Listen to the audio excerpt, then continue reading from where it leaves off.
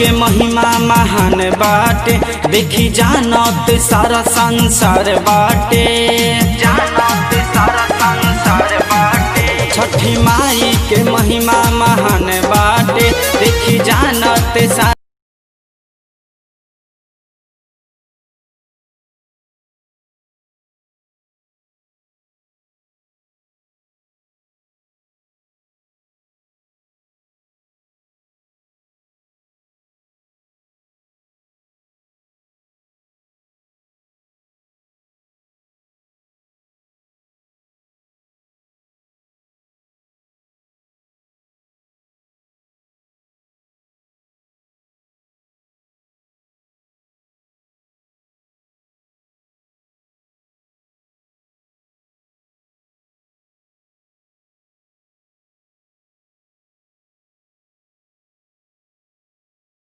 हे बलल सा की छठी घाटे हम जाए, माई पूरा कदी है सपनवा, हम जाई के अर्जी लगाए।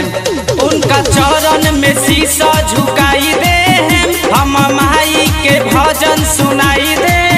कभी घिवा के दिया न जराए लागल, जराए लागल। छठ के परब नियराए लागल, दौरा किनाए लागल। छठ के परब नियराए लागल, उखिया किनाए लागल।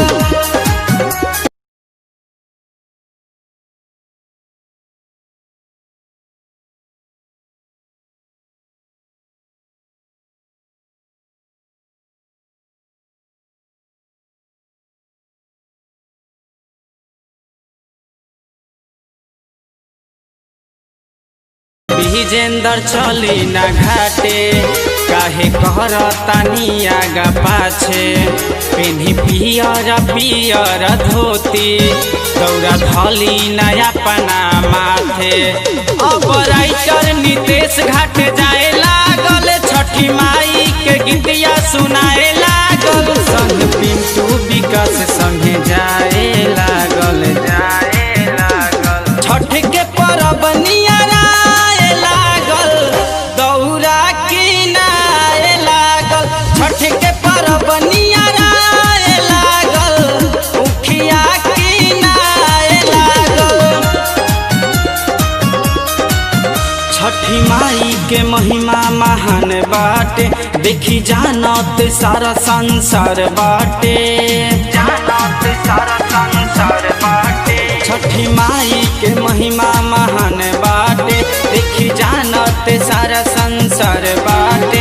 देखी सुपुलिया मौनी धोवाए लागल, धोवाए लागल। छठ के परब नियराए लागल, दौरा किनाए लागल। छठ के